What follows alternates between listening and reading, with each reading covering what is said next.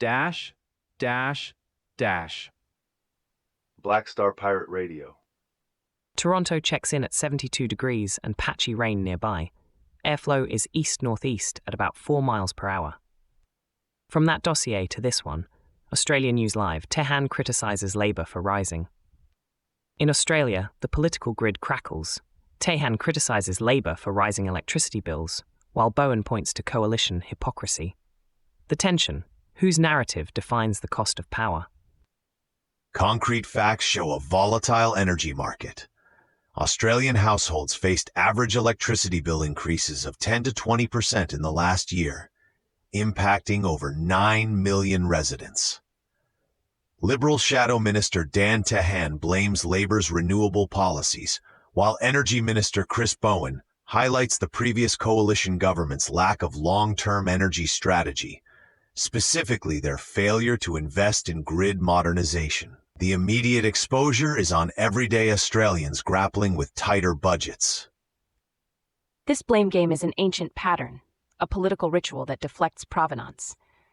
Who truly carries the energy burden when the grid itself becomes a political football? It's the families making difficult choices at the kitchen table, feeling the pinch that goes beyond mere numbers, challenging their sense of dignity. Patching in a caller, the devil's advocate. You're on the signal. Is this just partisan noise?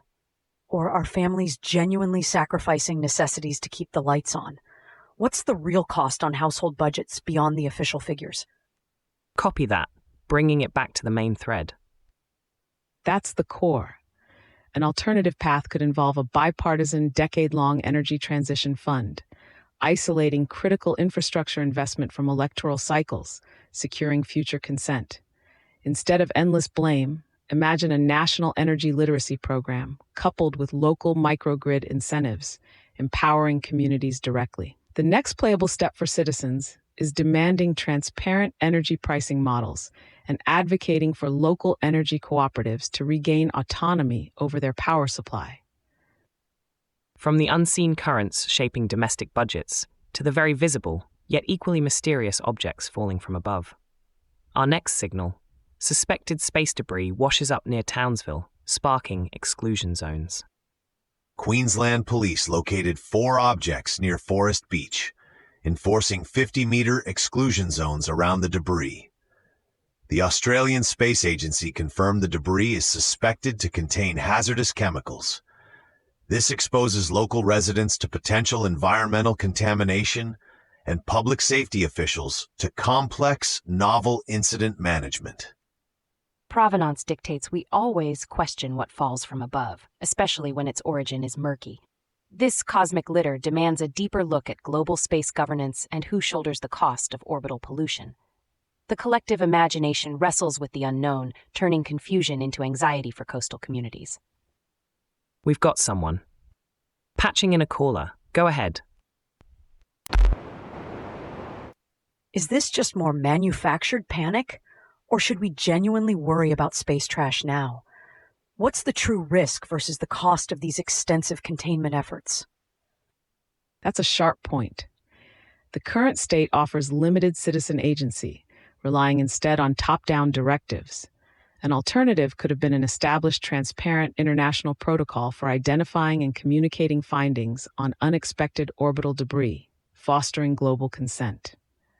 The chosen next move: integrating advanced material analysis with localized public education via the gig passport mesh, specifically local signal radar, to map and share environmental readings.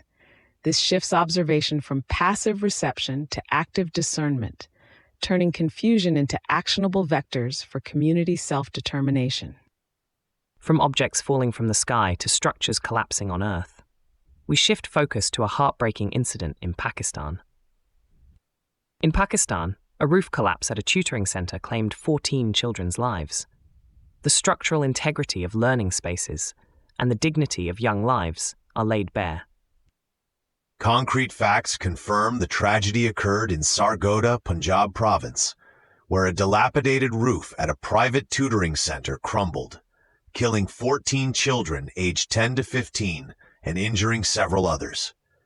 This incident exposes the systemic neglect of building safety standards, particularly in informal educational settings, and places immense grief on grieving families and the wider community.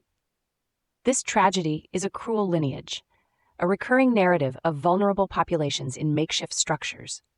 It highlights the profound lack of dignity in spaces meant for growth and learning. Who carries the weight of ensuring safe havens for children when civic architectures fail to protect their most fundamental right to safety and education? Signal coming in. How can communities prevent these recurring structural failures? Is the cost of proper building oversight too high, or is it simply a lack of political will to prioritize children's safety? The cost of inaction is always higher than proactive measures. An alternative is implementing community-led building safety committees, empowered by accessible government grants for structural upgrades in high-risk areas. The chosen next move involves mandatory independent structural audits for all private educational facilities, with findings publicly accessible and local councils equipped to enforce immediate remediation, building resilient civic architectures based on consent and dignity. From physical collapses to ideological constructs, we pivot to a performance of national identity. Trump extols America and rails at communism in the US 250th celebration. The tension here, whose vision of history, whose myth defines a nation's future? At the US 250th celebration event, Donald Trump delivered a speech emphasizing America First nationalism, framing the nation's history through a lens of exceptionalism and railing against perceived communist threats, particularly from China. This speech serves to rally his base and solidify an ideological divide, exposing those who disagree with his narrative to a sense of alienation from the national identity being presented. This is myth-making in real time, leveraging historical milestones to dictate future vectors. The speech taps into a deep cultural lineage of American exceptionalism and anti-communist sentiment, but simultaneously alienates those who seek a more inclusive or nuanced national narrative. Who is left to reconcile these competing visions of provenance and purpose for the nation's next 250 years? Call us on. Go ahead. Now. Does this kind of rhetoric truly unite the country, or does it deepen existing divisions? What's the actual benefit versus the civic cost of such a polarized celebration? The benefit of division is rarely a resilient civic architecture. An alternative would be a celebration focusing on shared civic principles of justice, pluralism, and future-oriented problem-solving, rather than ideological purity tests, fostering broad consent. The chosen next move for citizens involves fostering local civic dialogues that reclaim historical narratives through multiple consent-based perspectives, using clear analysis to dissect rhetoric and build stronger inner and civic architectures. And there you have it, the constant interplay of structure, autonomy, and the courage to discern signal from noise. A reel-to-reel stutters somewhere in the back room, then finds its groove. The board glows amber. Teach through play. Black Star Pirate Radio. Continue the signal at TogeeVision.com. Tune in, Sparks and Stories, Gig Passport.